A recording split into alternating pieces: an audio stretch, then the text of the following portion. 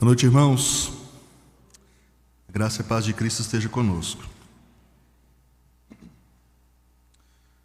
Abra sua Bíblia lá em Apocalipse capítulo 2. Apocalipse capítulo 2, versos 1 a 7.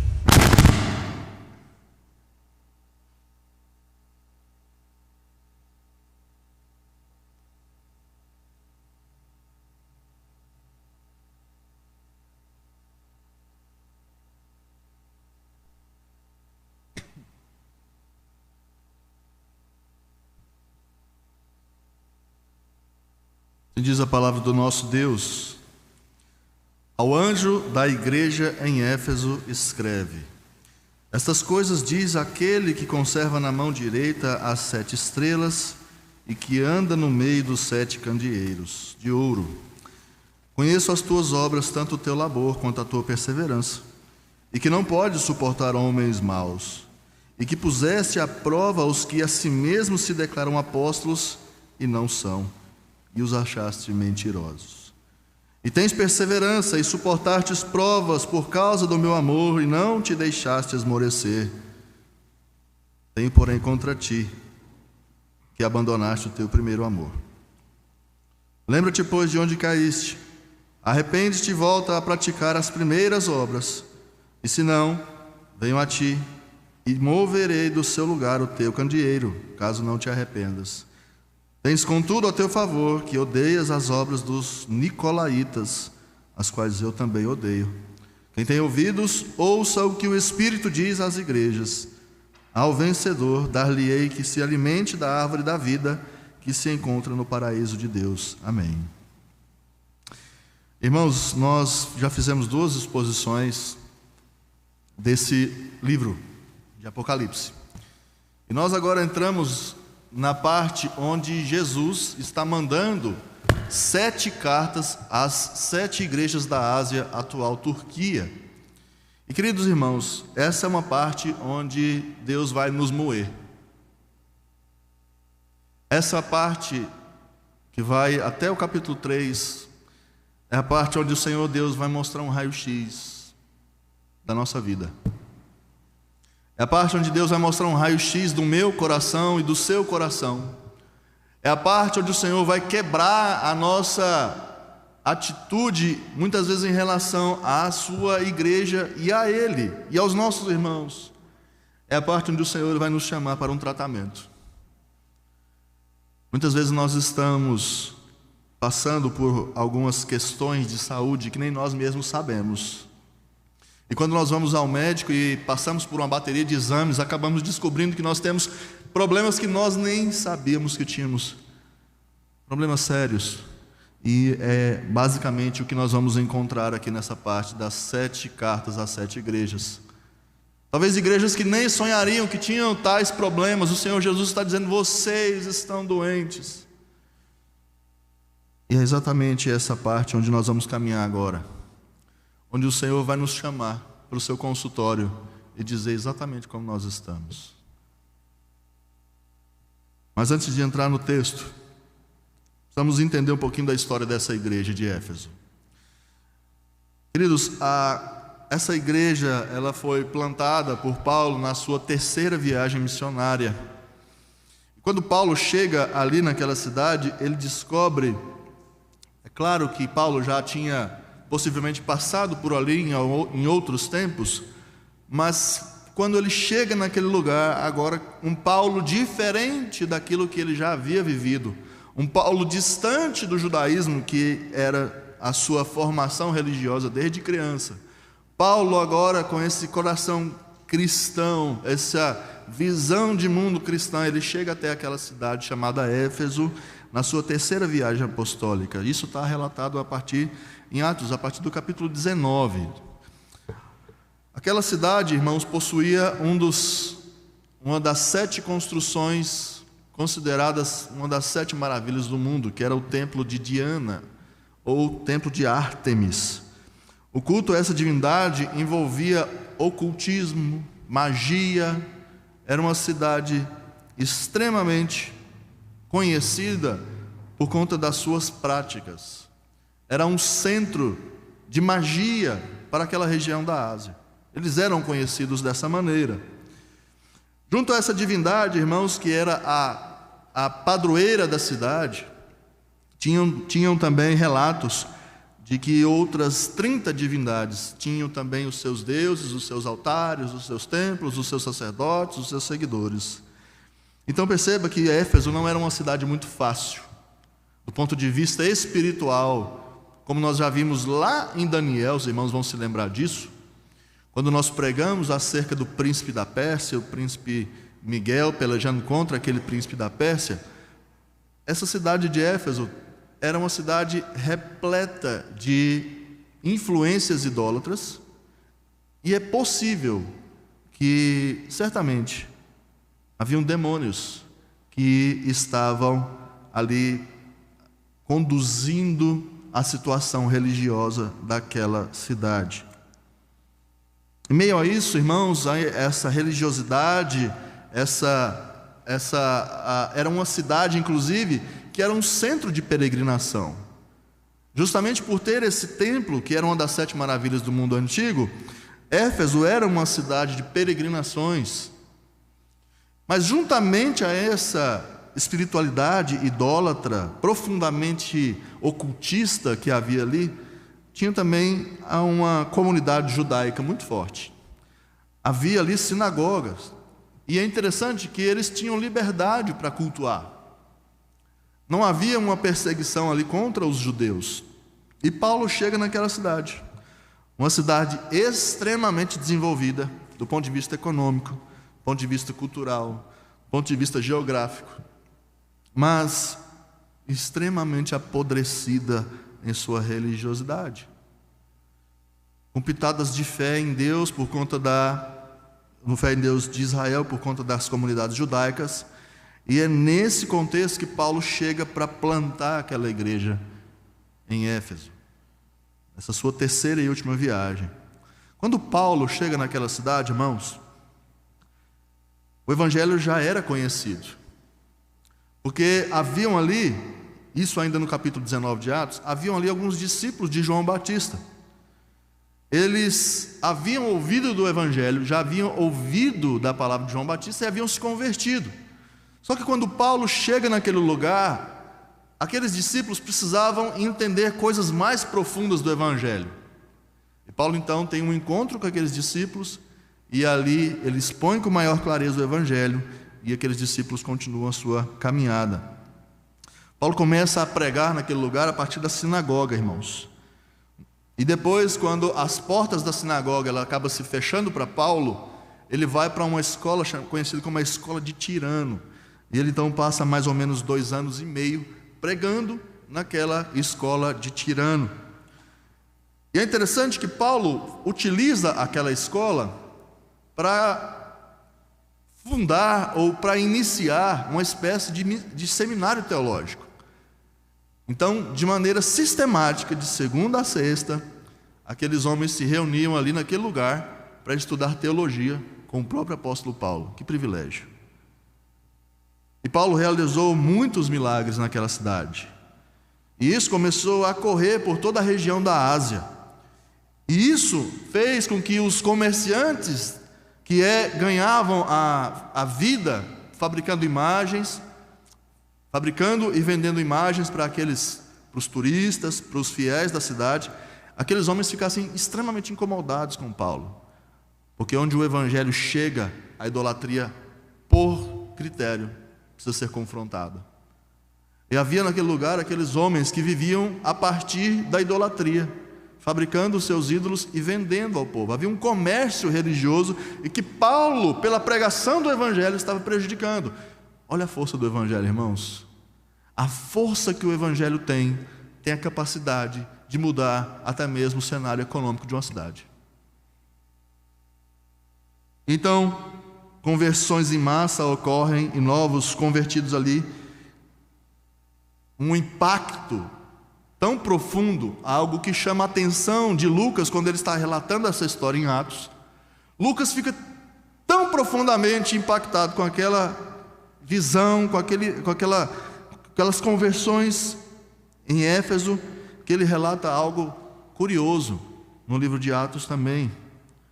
Ele diz que aqueles que foram se convertendo, eles iriam para a praça pública queimar os seus livros de magia, de ocultismo. E Lucas, ele dá um relato tão detalhado disso, que ele vai dizer que no final de tudo, quando eles acabaram de queimar, quando eles acabaram de incendiar, destruir aquele material de ocultismo, de magia, o valor estimado para aquilo tudo beirava 50 mil moedas de prata. Só para você ter ideia, uma moeda de prata era o valor de um dia de salário de um trabalhador. Faça as contas hoje, um dia de trabalho de alguém que ganha um salário mínimo. Quando você descobrir o valor do dia do trabalho, de um dia de trabalho, multiplica isso por 50 mil. Você vai ter o número exato do que Lucas estava relatando, de quantidade de livros queimados em praça pública. Conversões autênticas aconteceram ali, irmãos. Isso vai ser importante para a nossa compreensão do texto, lá na frente. Aqueles que se converteram, eles demonstraram esse fervor, essa paixão pelo Senhor Jesus, de tal maneira que eles não quiseram conservar nas suas casas nada que fosse contrário ao Senhor Jesus. Havia um amor por Deus ali. Havia um amor pela palavra, pelo Evangelho que acabaram de entrar nos seus corações e mudar suas vidas. E eles então abriram mão daquilo que havia sendo passado de geração para geração para eles. É assim que a plantação de igreja em Éfeso aconteceu. Só que nisso a perseguição ao apóstolo Paulo aumenta. Paulo é então chamado para um ginásio, para um teatro, na verdade, para discutir ali aquilo que estava acontecendo na cidade. E a coisa fica tão insustentável para o apóstolo Paulo que depois de cerca de 3 anos ele tem que deixar a cidade. Mas depois que ele deixa aquela cidade, uma igreja forte já está ali.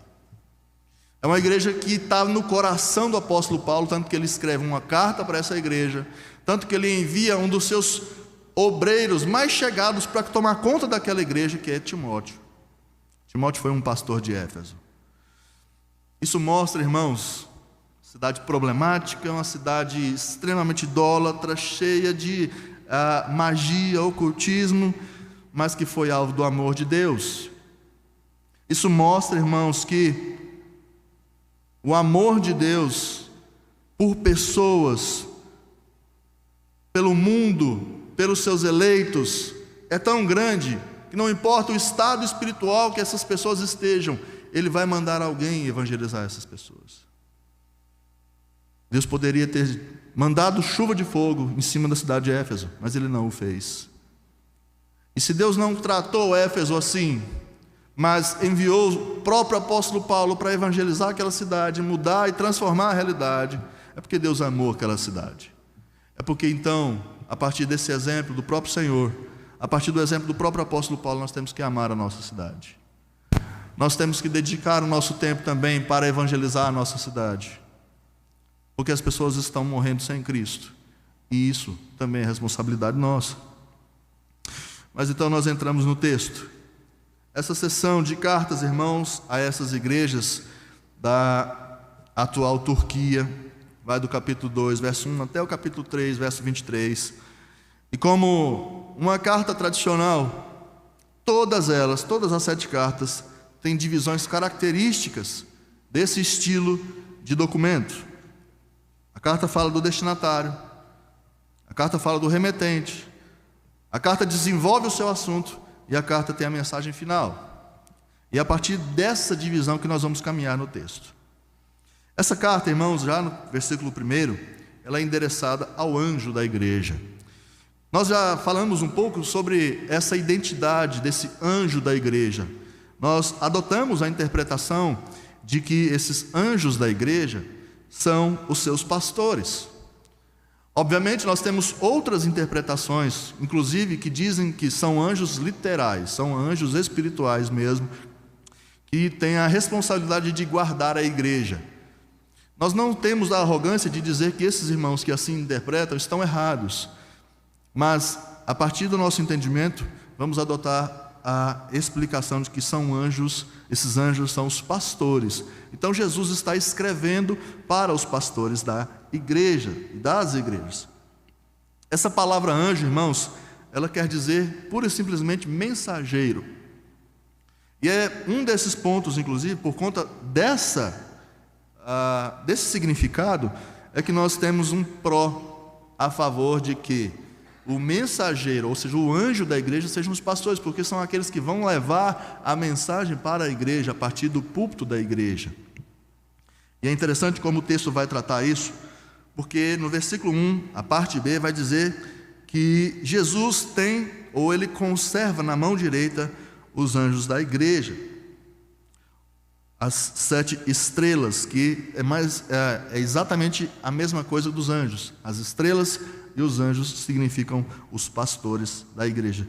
Nós já explicamos por que o Senhor Deus, o Senhor Jesus, tem na mão direita os seus anjos. Na exposição anterior você pode relembrar isso. E Jesus é aquele que guarda, é aquele que tem a posse, é aquele que está alimentando, é aquele que está guardando, é aquele que está nutrindo as estrelas, os anjos da igreja. E ele diz que ele anda no meio dos candeeiros. Aqui nós temos uma característica de Jesus. Nós já explicamos na exposição anterior que Jesus é visto a partir de características sacerdotais. E quando o texto diz que Jesus anda no meio dos candeeiros, é porque Jesus está no meio da igreja. A igreja de Jesus é controlada por Ele. A igreja de Jesus é alimentada por Ele. É por isso que Ele está no meio da igreja. É por isso que Ele olha para a igreja, não apenas de cima da igreja, de cima para baixo, mas Ele está andando no meio da igreja porque Ele sabe quem nós somos. Andando no meio do seu povo, Jesus está dizendo: eu sou o bom pastor, eu estou no meio do rebanho, eu estou nutrindo o rebanho. E é mais uma vez por isso que nós dissemos, e temos dito isso há muito tempo, irmãos, a comunidade de fé, a comunidade da igreja é o local onde o Senhor Jesus está alimentando você. Não perca a oportunidade de estar no meio do povo. Então, a partir dessa apresentação, para onde a carta está indo, quem está enviando, nós temos a seção que trata dos pontos fortes, dos pontos fracos e da solução para a igreja. Versículos 2 e 3 mostra os pontos fortes e os elogios que o próprio Senhor Jesus faz para as igrejas, especificamente para a igreja de Éfeso. Perceba, irmãos, Jesus, é o próprio Jesus quem está elogiando aquela igreja. Como é bom receber um elogio, ainda mais do Senhor Jesus. Receber um elogio a respeito daquilo que nós temos feito de bom. Receber um elogio, um feedback do próprio Senhor Jesus de que o que nós estamos fazendo está correto. E o Senhor Jesus está disposto a fazer isso com essa igreja. Ele vai dizer que aquela igreja precisa ser elogiada, porque eles têm alguns comportamentos que aos olhos do Senhor Jesus são favoráveis ao reino de Deus. Então nós percebemos que a partir do verso 2 e 3, ele vai detalhar o que ele gosta, o que ele ama naquela igreja, qual é o diferencial daquela igreja lá no céu. Como o céu enxerga aquela igreja, como Jesus, como o Espírito Santo, como o Pai enxerga aquela igreja. E Jesus vai mostrar o porquê. Jesus vai mostrar que eles eram crentes que trabalhavam e perseveravam muito pelo Evangelho. Isso envolvia o confronto contra pessoas que ensinavam heresias, falsos mestres. Perceba que no verso 2 vai dizer: conheço as tuas obras. E esse verbo conhecer, irmãos, não é apenas que Jesus sabe mais ou menos o que se passa na igreja. É um conhecimento experimental, experiencial, na verdade. Jesus não tem nenhum cantinho escuro na igreja que ele não sabe exatamente o que está acontecendo. Não tem um cantinho escuro na vida dos seus servos, na igreja, ou em casa, ou no trabalho, que ele não saiba o que está acontecendo. Enquanto você está aqui na igreja, Jesus sabe como é que está a sua vida. Enquanto você está no trabalho, Jesus sabe como é que está a sua vida, em casa, na família, no ciclo de amizades, no que você faz na rede social, no que você faz na internet. Jesus sabe exatamente quem você é. E Ele vai dizer: conheço as tuas obras, tanto o teu labor como a sua perseverança, e que não pode suportar homens maus, e que pusesse à prova os que a si mesmos se declaram apóstolos e não são, e os achastes mentirosos. Queridos, essa era uma igreja extremamente ortodoxa. Essa era uma igreja que foi muito bem doutrinada.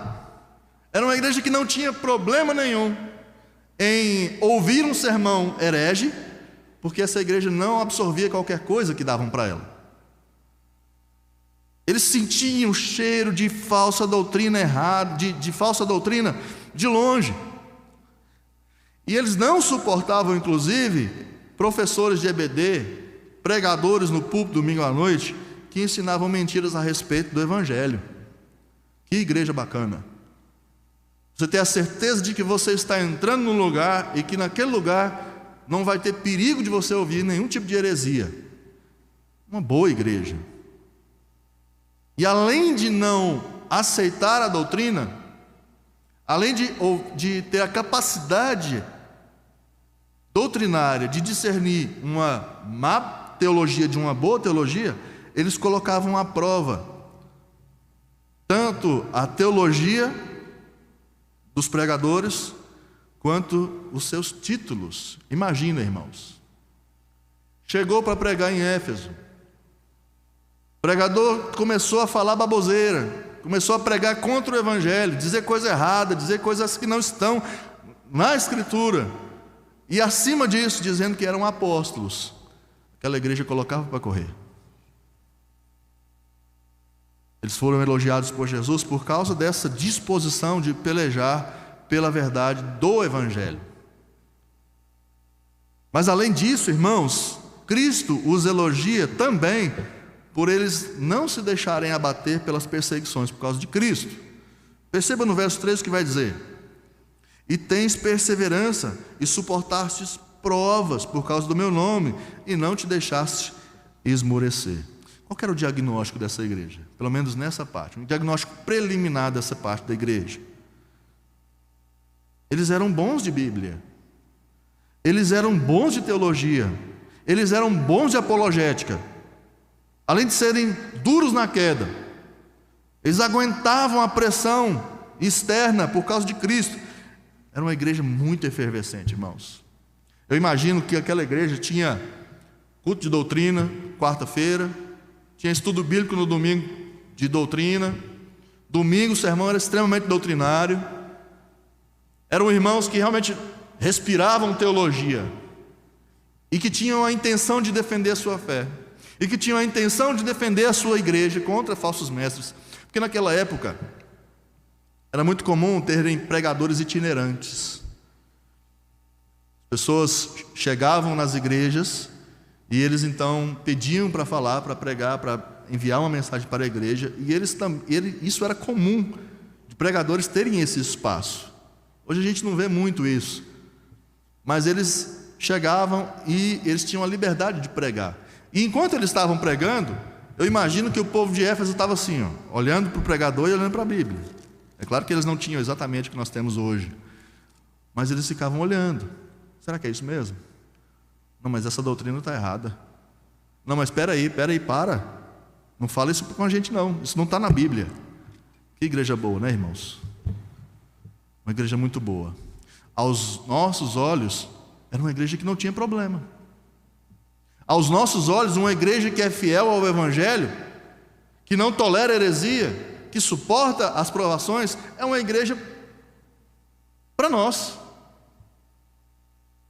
Não é isso que a gente busca muitas vezes, uma igreja que seja fiel à palavra? Então essa é uma igreja para nós. Mas aí vem Jesus e diz que essa igreja tem um ponto fraco gravíssimo. Gravíssimo.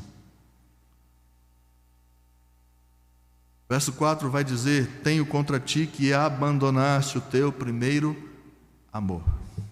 De alguma maneira, irmãos, ser uma igreja ortodoxa, ser uma igreja ortoprática, ser uma igreja apologeta e forte na pregação, na perseguição, na verdade, não é o bastante para que Cristo a aprove sem outras qualidades. De alguma maneira, ser uma igreja assim não é suficiente para que nós agrademos ao Senhor Jesus. De alguma maneira, ser um crente com essas qualidades não é o suficiente para que o Senhor Jesus não tenha nada contra nós. É o que nós vamos ver, o que Jesus tem contra essa igreja. Mas antes de nós observarmos o que Jesus tem contra essa igreja, eu citei alguns termos aqui que podem não ser familiares a alguns irmãos, e não tem problema nenhum isso. Mas nós vamos explicar. A ortodoxia tem a ver com a ideia correta acerca da verdadeira religião, ou seja, você entender de maneira correta a verdadeira religião. Em outros termos, você entender de maneira correta aquilo que o Senhor espera de uma igreja. Isso é ser ortodoxo. É você saber exatamente o que deve ser uma igreja, exatamente o que deve ser a teologia da igreja. Eles sabiam exatamente o que era a igreja e a teologia da igreja. Também usei o termo ortopraxia, tem a ver com a prática correta diante dessa crença da religião correta. Ou seja, se eu creio certo, a minha prática também tem que ser certa, tem que ser condizente. Eles tinham tanto o conhecimento certo quanto a prática certa. Não basta só saber, não basta só ter teologia, saber quem Cristo é, o que Deus é, quem Deus é, o que é a igreja. Não basta só saber dessas coisas. Você tem que conduzir a sua vida conforme aquilo que você crê. Isso é ser ortoprático, que vem atrelado à ortodoxia, que é a crença correta. Eu também usei o termo apologética, que tem a ver com a defesa da fé. Então aquela igreja, irmãos, era uma igreja ortodoxa, ortoprática e uma igreja apologeta, porque eles defendiam a sua fé. Mas como já dito, irmãos, ortodoxia, ortopraxia, boa apologética, sem algo a mais, para Cristo é insuficiente. E nós vamos ver o que é isso. O que faltava para aquela igreja? O que falta muitas vezes para nós? Você está conseguindo se ver nesse texto? Esse texto fala um pouco sobre você? Alguém que é bom de Bíblia, sabe da teologia, dá aula na EBD, consegue expor um texto quando é te dado a oportunidade. A gente está falando de você, Deus, o Senhor Jesus está falando de você até esse momento. Esse raio-x é para você. Você já consegue se ver entrando nesse consultório de Jesus e Jesus passando para você esse diagnóstico? Olha, você está bom, você é bom de você tem conseguido estudar, você tem uma boa teologia, sua ortodoxia é boa, sua ortopraxia é boa, você consegue minimamente defender a sua fé. É um elogio que Jesus está fazendo aqui. Mas vamos para o ponto fraco dessa igreja. Jesus está extremamente entristecido com essa igreja, a ponto dele dizer que se eles não se arrependerem, o Senhor vai mover eles do candeeiro, vai mover o candeeiro deles do lugar. E o ponto de virada nesse momento, a respeito daquilo que Cristo tem contra eles, é justamente que eles abandonaram o primeiro amor. Mas o que vem a ser isso? Nós precisamos recorrer ao que a Bíblia diz a respeito do que é o amor. O amor, esse que Deus espera que nós tenhamos no nosso coração. Perceba que não sou eu quem diz o que é o amor. É o Senhor quem está dizendo o que Ele considera como o amor ideal para que a sua igreja então o siga. Abra sua Bíblia em Mateus 22, 36 a 40.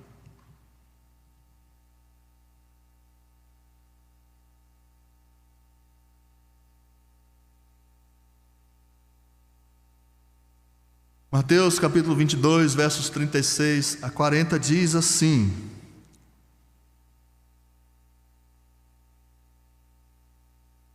o intérprete da lei perguntou isso para Jesus: Mestre, qual é o grande mandamento da lei?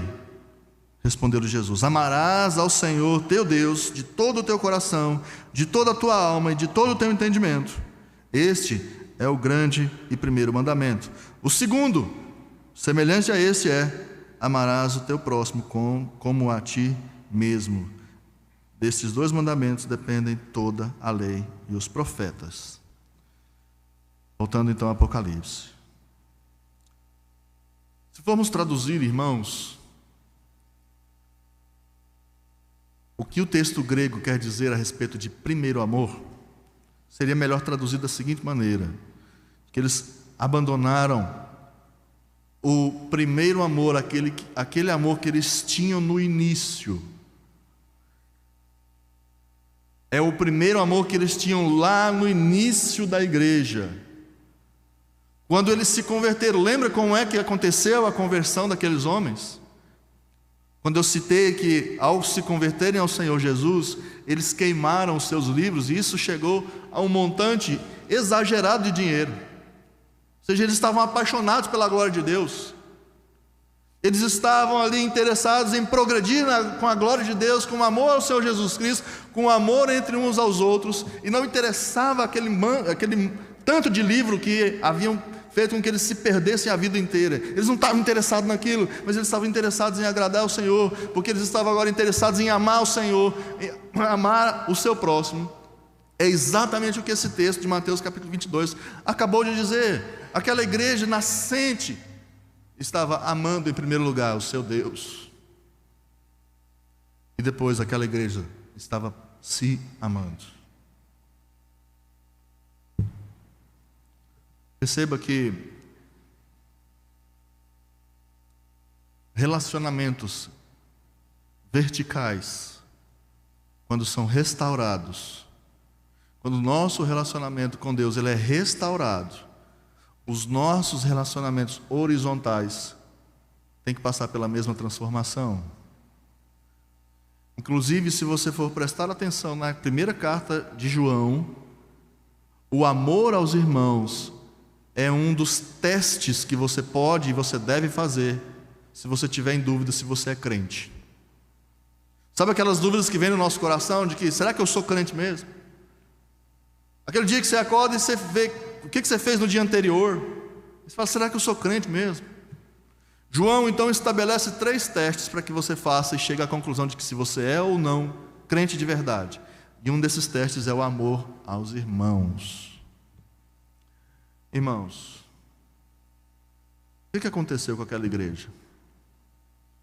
Eles haviam abandonado aquele vigor, o entusiasmo inicial, a paixão pela vida cristã, e em troca disso, as lutas, essas defesas que eles estavam fazendo contra os falsos mestres, tinham tornado eles pessoas sem fervor, sem amor a Deus, sem amor ao próximo, frios uns com os outros. Isso quer dizer que aquela igreja, irmãos, era profundamente doutrinária, mas igualmente profundamente incapaz de enxergar e cuidar uns dos outros. Quando o texto fala de obras, como no início,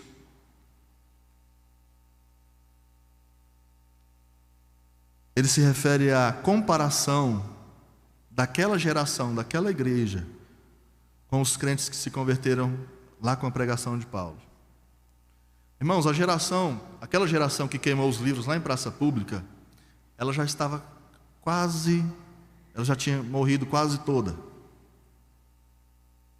A geração anterior, a que se converteu com Paulo, aquela geração fervorosa, aquela geração que buscava a glória de Deus, que amava a Deus, que amava os irmãos, amorosa demais, ela já estava passando. Enquanto que os seus filhos eram extremamente ortodoxos, mas eles não tinham esse amor entranhado. Eles não tinham esse amor entranhado pela glória de Deus, pelo bem-estar do meu irmão. Eles se preocupavam muito em defender a doutrina, mas eles não se preocupavam em cuidar uns dos outros. Eles se preocupavam muito em defender a lei, a escritura, os termos teológicos. Mas eles não se preocupavam se algum irmão estava passando por dificuldades, se ele estava internado, se ele estava passando por algum período de provação, se ele não estava vindo há 4, 5, 6 semanas, um ano, ele não estava se preocupando se o seu irmão estava com algum tipo de dificuldade no seu casamento, eles não estavam preocupados com isso. Éfeso já era uma igreja com cerca de 40 anos, irmãos. Aquela primeira geração já tinha ficado para trás. É muito parecido com aquilo que aconteceu com Israel, quando eles saíram do Egito. Você vai se lembrar disso. Quando Israel saiu do Egito, entrou na terra prometida, o texto lá de Josué vai dizer que aquela primeira geração dos que entraram na terra já havia morrido, e os seus filhos não sabiam absolutamente nada de quem era Deus. Isso mostra que de uma geração para outra, a fé no Deus verdadeiro ela pode ou aumentar ou desaparecer. Por isso que você e eu não podemos desconsiderar o ensino bíblico dentro das nossas casas. Você não pode terceirizar apenas para a igreja, para o departamento infantil, para os pastores, para os presbíteros, a missão de doutrinar o teu filho e de ensinar o seu filho a amar a igreja. Porque seu filho pode pegar uma igreja que outrora foi fervorosa, que pode continuar sendo fiel, mas uma igreja que não tem compromisso algum com o amor ao Senhor e o amor aos irmãos. Queridos irmãos, doutrina sem amor é instrumento de dor. Mas amor sem doutrina gera ambiente de confusão pelo excesso de liberdade. Ambas têm que coexistir. O amor não exclui a doutrina, e nem a doutrina exclui o amor. Eles foram além. Aquela igreja, Éfeso, era uma igreja plantada numa cidade idólatra, e que seus membros assumiram uma conduta de abominar os erros da cultura. Imagine que aqueles irmãos, eles tinham uma aversão tão grande pela cidade, talvez, por aquilo que eles já haviam vivido, que eles já estavam agora abominando tudo aquilo. Eles não aceitavam aquilo entrar dentro da igreja, e isso está certo. Não deixar com que o mundo entre na igreja. Isso não quer dizer que pessoas do mundo não possam entrar na igreja, não é isso que eu estou querendo dizer. Mas é o sistema do mundo. Nós queremos as pessoas do mundo dentro da igreja para ouvir o evangelho e se converter, mas o sistema do mundo não pode entrar. E aquela igreja estava conseguindo manter o sistema do mundo lá fora. Mas enquanto eles pelejavam lá fora, enquanto eles eram fervorosos lá fora, eles se apegavam às minúcias dos termos teológicos, a igreja padecia na sua comunhão. Irmãos, isso nos mostra que uma igreja pode ser extremamente bíblica do ponto de vista teórico, mas sem amar ao Senhor, sem amar os irmãos, nós estaremos sendo reprovados pelo Senhor Jesus. Qual será então, queridos irmãos, a solução dada por Jesus a essa igreja? No verso 5, o verso 5 nos dá essa resposta, e Jesus propõe um tripé de solução para essa igreja. O tripé de solução que Jesus propõe para essa igreja é lembrar-se, arrepender-se e retornar. Lembrar-se, arrepender-se e retornar. Lembrar-se de onde caiu. O que Jesus está querendo que esse povo faça? Lembra-te de onde caíste. Lembrar-se do ponto de virada para a piora na espiritualidade. Lembrar o que tirou esse povo do seu fervor. O que aconteceu no passado para que esse amor fervoroso fosse perdido. para que a gente virasse um monte de religioso, batendo ponto na igreja, trabalhando nos departamentos, cantando, frequentando culto. O que aconteceu que a gente virou esse bando de religioso, a igreja de Éfeso? O que aconteceu que essa igreja virou uma religiosa, sem amar a Deus, sem amar os irmãos? É isso que Jesus está querendo que eles façam. Antes de vocês continuarem com essa vida religiosa de vocês, parem um pouco. Olha para o passado. O que aconteceu com a sua vida? Foi excesso de atividade? O que aconteceu com a sua espiritualidade, que você há muito tempo está dizendo: eu acho que minha espiritualidade não está boa, eu acho que eu parei no tempo. Tem um momento de virada onde você estava indo bem, mas aí chegou um momento onde você se perdeu nessa caminhada, e é isso que Jesus está dizendo para esse povo: olha para trás, lembra onde você caiu. Mas não é só lembrar, não é só ficar nostálgico, meu Deus, ó céus, ó vida, ó azar. Você precisa se arrepender do atual momento. E essa palavra, irmãos, arrepender-se, ela vem de um termo grego que se chama metanoia. Metanoia é aquilo que gira uma chave na tua mente. É uma mudança radical no teu coração, na tua mente, no teu comportamento, que envolve repúdio àquilo que você tinha no passado que não estava agradável ao Senhor. É isso que diz metanoia. Arrependa-se, mude a tua mente em relação a esse assunto. Mude a sua mentalidade daqui para frente. Isso quer dizer que a base para o arrependimento, irmãos, é a memória. Quando você está lá no teu quarto pedindo perdão pelos seus pecados, você tem que rememorar aquilo que você fez. Não é só colocar todos os pecados numa sacola e dizer: Jesus, perdoa. Porque isso não trata o teu coração. O que trata o teu coração é você dizer: Senhor, eu pequei quando eu fiz aquela ação.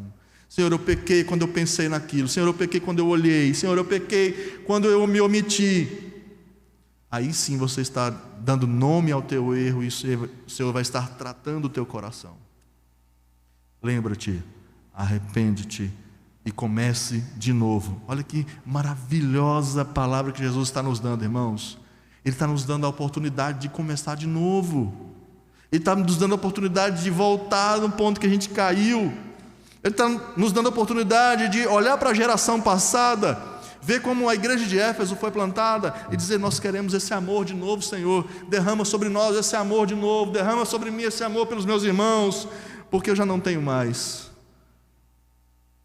Voltar à prática das primeiras obras, voltar a ter o amor a Deus e ao próximo como combustível para o nosso desenvolvimento.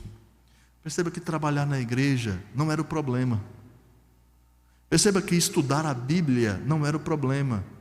O problema é quando nós fazemos isso com a motivação errada.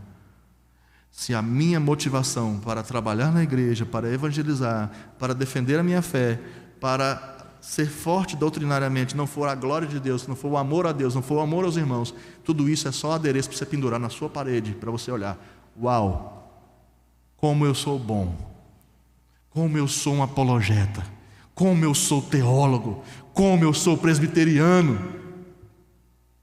Mas diante de Deus, isso não vale. Está faltando algo nesse quebra-cabeça. Verso 5b mostra que há uma seriedade nesse desajuste. Olha o quanto a situação estava séria, irmãos. Verso 5, vamos ler ele todos juntos? Lembra-te, pois, de onde... Arrepende-te, volta à prática das primeiras obras e...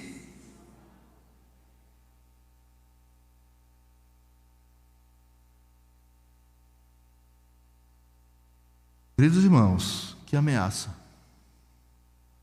O Senhor Jesus, apesar de todos esses elogios que Ele fez àquela igreja, Ele está ameaçando aquela igreja. Se vocês não se arrependerem, se vocês não se lembrarem, se vocês não se arrependerem, se vocês não voltarem atrás, eu venho a ti e te removerei do seu lugar o teu candeeiro, caso não te arrependas. O que Jesus diz é que se a falta de amor a Deus e ao próximo persistir, e se eles não se arrependessem, aquela igreja deixaria de existir. Uau! Veja como a gente trata, ou a gente pode achar que esse é um problema. A gente está estudando Bíblia, nós somos ortodoxos, nós estamos defendendo a nossa fé lá fora, a gente não aguenta heresia no púlpito, está tudo certo. Só que para Jesus ele vai dizer: olha, se vocês não se arrependerem, se vocês não se lembrarem, se não se arrependerem e voltarem a buscar a Deus, o amor a Deus, eu vou fechar essa igreja. Coisa séria.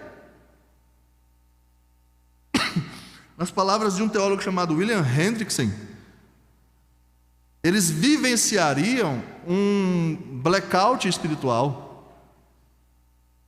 Você se identifica com isso? Você está vivendo um blackout espiritual na sua vida? Você não sabe para onde você está indo, há tanto tempo que você não anda para frente na sua espiritualidade, tanto tempo que você não faz nada de diferente, tem tanto tempo que você não experimenta um refrigério do Senhor para a sua vida. Talvez esse blackout espiritual já tenha se instalado. E a razão de ter se instalado é que muitas vezes a religiosidade é o que te designa, é o que te define diante de Jesus. Se Jesus é capaz de fechar uma igreja que é ortodoxa, mas que não se ama, imagine um cristão isolado. Blackout espiritual. Sal que não salga, não presta. Luz escondida não cumpre o seu papel. Igreja sem amor não tem razão de existir. Ela vai ser fechada. Verso 6, há um atenuante. Verso 6 vai dizer: tens contudo a teu favor que odeias as obras dos nicolaítas, as quais eu também odeio. A ortodoxia deles é algo bom e novamente elogiada. O problema não é ser ortodoxo, irmãos, não é isso que eu estou querendo dizer. O problema não é ser ortodoxo. O problema é ser um ortodoxo frio, sem amor. Eles odeiam a teologia de um grupo chamado Nicolaítas. Esse grupo se perdeu no tempo. Nós não temos nenhuma outra informação a respeito desse grupo Nicolaíta. Mas possivelmente era um movimento herético, irmãos, que vivia na imoralidade sexual, na idolatria e no culto ao imperador. Essa igreja não admitia esse tipo de doutrina dentro dela. E isso, aos olhos de Jesus, era digno de elogio. Jesus estava mais uma vez elogiando. E no versículo 7, encerrando tudo, Jesus nos chama para parar, ouvir e regressar para aquilo que o Espírito está dizendo. Verso 7 vai dizer: quem tem ouvidos para ouvir, quem tem ouvidos, ouça o que o Espírito diz às igrejas. Ao vencedor dar-lhe-ei que se alimente da árvore da vida que se encontra no paraíso de Deus. Se Éfeso realmente houvesse entendido, se arrependido e voltado aos caminhos ordenados por Cristo, haveria para ela um prêmio, irmãos. Que prêmio é esse? Se alimentar da árvore da vida que se encontra no paraíso de Deus.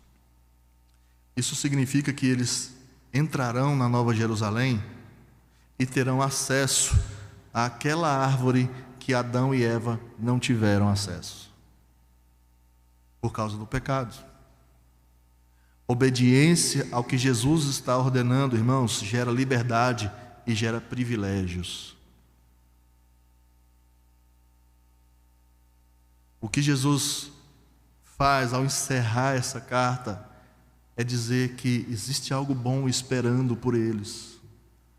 Existe algo bom esperando para aqueles que se lembram, se arrependem e retornam para o caminho de Jesus.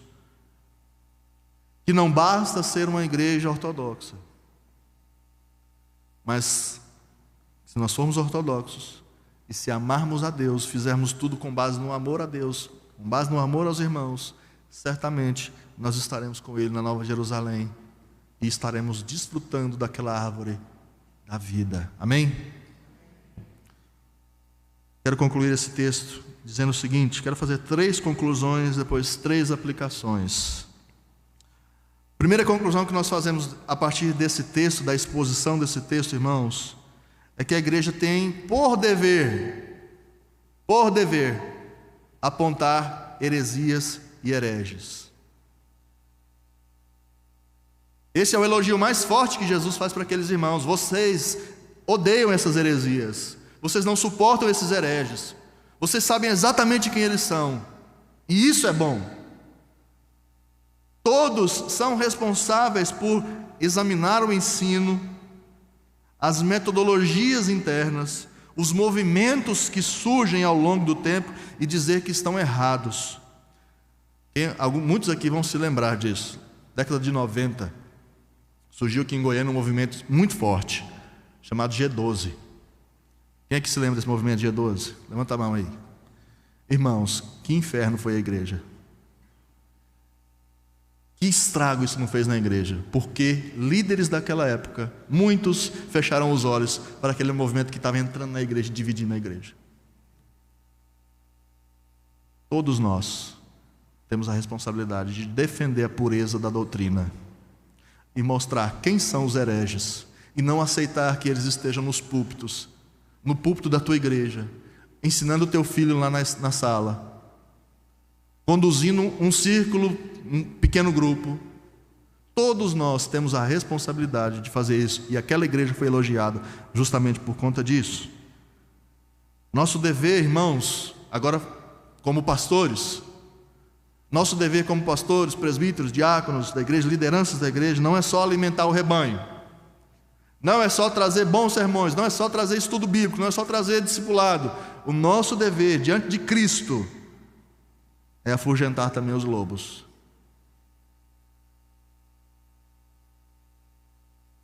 E Jesus deu nome para esses lobos. Jesus não ficou em cima do muro. Jesus não deu a responsabilidade, quem vocês acharem que é? Eu sei quem é, mas não vou citar nome. Não, Jesus cita o nome. Ele diz, são esses aí, os nicolaítas aí, ó. Esses aí que estão pervertendo, que estão tentando perverter, e vocês não deixam. Muito bem. Então essa é a primeira conclusão que nós chegamos nesse texto. Nós temos a responsabilidade de apontar heresias e hereges. Em segundo, a segunda conclusão que nós fazemos: sem amor a Deus e ao próximo, irmãos, as ações de uma igreja são mera religiosidade. Esse culto pode ter sido mera religiosidade, com ares de piedade. Esse culto pode ter sido mera religiosidade se você tiver prestado esse culto sem amor, sem paixão pelo Senhor, sem amor pelo teu irmão. Sabe, esse é um dos motivos, irmãos, que nós não apagamos as luzes no momento do louvor. Sabe aquelas igrejas que apagam as luzes no louvor, fica só você sozinho naquele escuro, assim, ó, contemplando. Culto envolve o meu irmão do lado aqui, ó. Pai nosso, Pai meu, Pai seu. Culto não tem a ver com o que eu acho, que vai introspectar, que vai entrar na minha alma. Não. Culto não é algo individual, não. Culto é algo coletivo. Eu tenho que olhar para o lado e olhar, meu irmão está lá, meu irmão está ali, ele está bem, ele está aqui dando glória a Deus comigo. Mas sem amor a Deus, irmãos, até um culto pode se tornar algo irrelevante para o Senhor. A agenda da igreja pode ser cheia, com muita movimentação, com boa equipe de música, departamento infantil redondinho, boas pregações, boas EBDs, mas sem amor a Deus e aos irmãos, é tudo adereço diante de Deus. Terceira conclusão: Cristo chama suas igrejas a retornar ao caminho, lembrar de onde caiu e se arrepender e voltar ao primeiro amor. Irmãos, Cristo não só está fazendo uma repreensão à igreja, mas Ele está dizendo: voltem, retornem. vocês não estão no caminho certo, mas vocês podem retornar. E ele está dizendo isso para essa igreja de Éfeso. Cristo chama as suas igrejas para retornar. Ele dá oportunidade para isso. Então eu quero aplicar esse texto de maneira prática para a nossa vida. A primeira aplicação que eu quero fazer para você nessa noite, prática, para que você aplique a partir de hoje na sua vida: não aplauda, não normalize ou veja graça nas ações, nas pregações de hereges. Não aplauda, não normalize, não veja graça, porque não tem graça nisso, na pregação, na teologia, nos vídeos de homens hereges. Pregadores que pervertem o evangelho e que enganam a muitos com as suas heresias, estão silenciando os crentes verdadeiros e alimentando os lobos contra a igreja.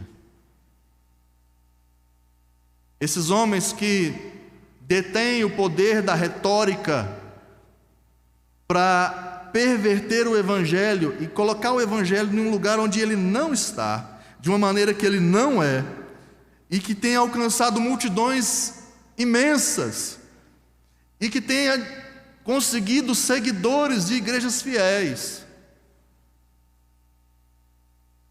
Caio Fábio, Ricardo Gondim, Vitor Azevedo, Henrique Vieira, Ed René Kivitz, Felipe Gibran, pastores coaching, da teologia da prosperidade, todos esses são hereges. E há uma frase atribuída a Lutero que diz: a paz, se possível, a verdade, a qualquer custo. O problema é que, em nome de uma boa vizinhança, em nome de, mas se ele está fazendo, é para a glória de Deus, o evangelho está sendo pregado, isso que importa. Não, não é isso que importa. O evangelho pode estar sendo pregado, mas de maneira errada, e evangelho pregado de maneira errada não é evangelho. Doutrina errada leva a gente para o inferno. Doutrina errada deixa a gente no pecado. Doutrina errada faz com que pessoas compareçam no tribunal de Jesus e sejam condenadas e não salvas. Jesus disse exatamente quem eram os hereges, os nicolaítas. E você acabou de ouvir vários nomes de hereges também. Não fica batendo palma para esse povo aqui. Segunda conclusão que eu faço nesta noite: analise, segunda aplicação, na verdade, que eu faço: analise o seu próprio coração e veja se você está vivendo o primeiro amor. Você ainda está apaixonado pela glória de Deus? Você ainda está amando a Deus? Você faz tudo por amor a Deus e não por aquilo que você pode ter retorno da igreja, por aquilo que vão falar de você? Você está fazendo tudo em nome desse amor que você tem por Deus, pelo amor aos irmãos, pelo sacrifício que você faz pelos irmãos. Há quanto tempo você não faz uma visita para um irmão que você não vê aqui?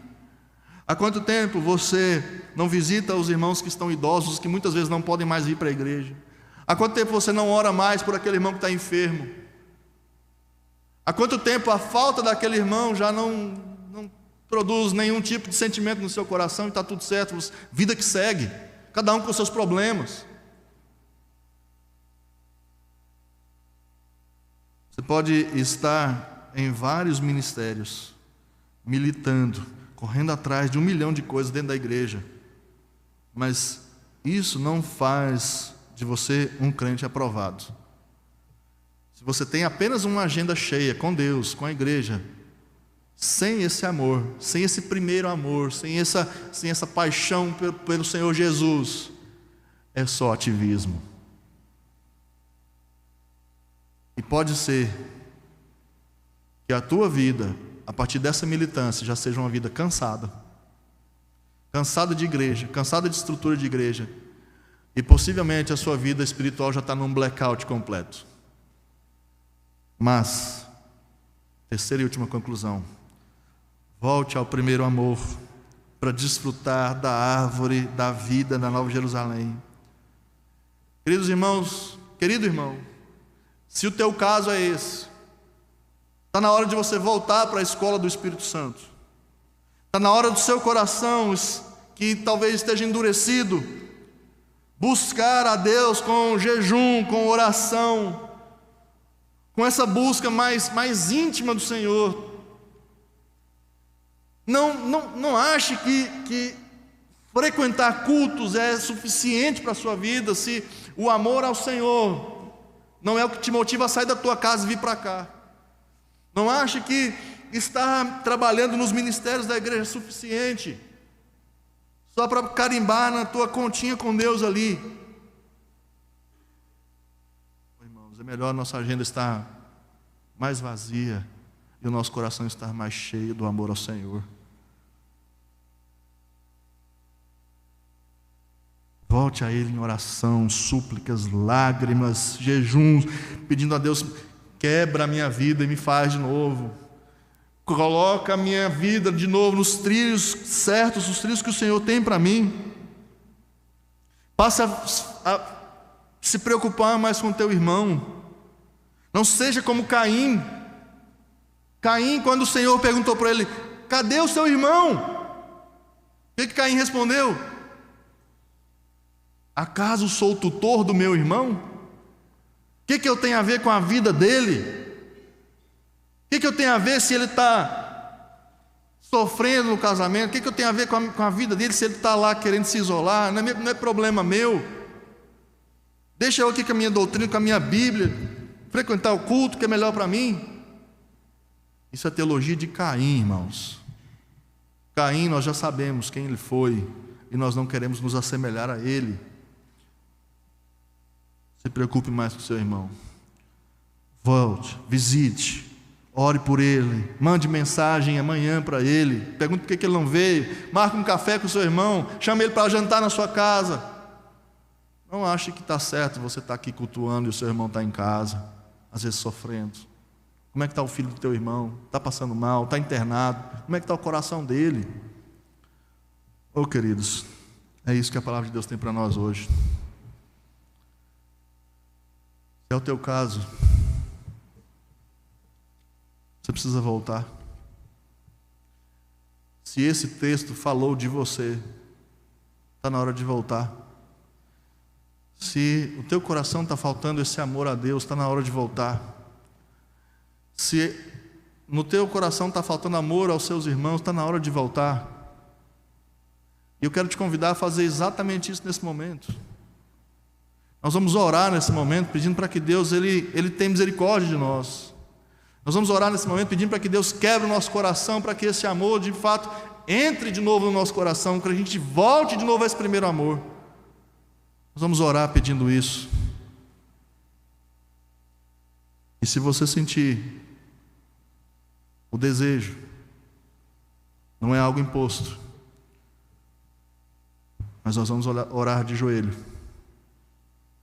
clamar ao Senhor por misericórdia, clamar ao Senhor para que Ele nos restaure, para que Ele nos coloque de novo no seu primeiro amor.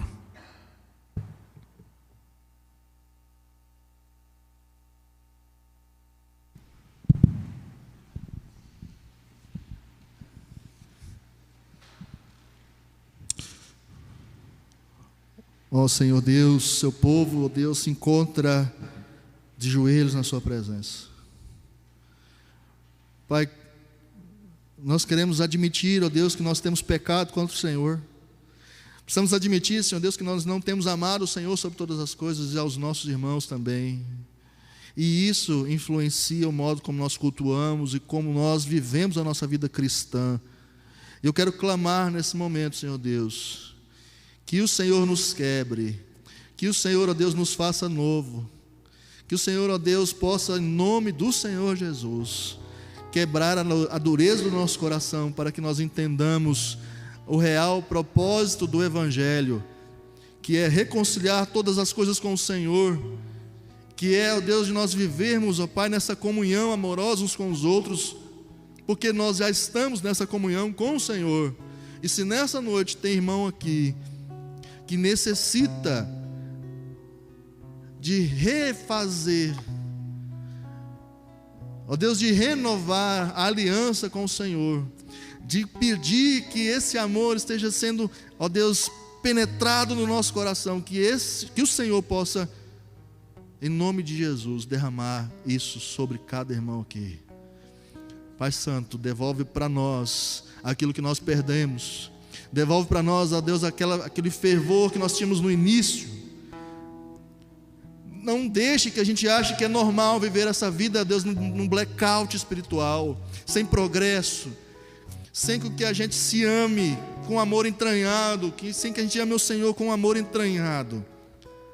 Deus, derrama sobre esta igreja, Pai, transformação. Derrama sobre cada irmão aqui, Senhor Deus, esse desejo de mudar. Faça com que nós nos lembremos de onde caímos, nos arrependamos e voltemos para os caminhos do Senhor. É assim que nós oramos, é assim que nós queremos orar, ó Deus, de joelhos, nos humilhando diante do Senhor, para que o Senhor transforme novamente a nossa vida. Faça-nos retornar, ó Deus. Faça-nos retornar. Em nome de Jesus. Amém.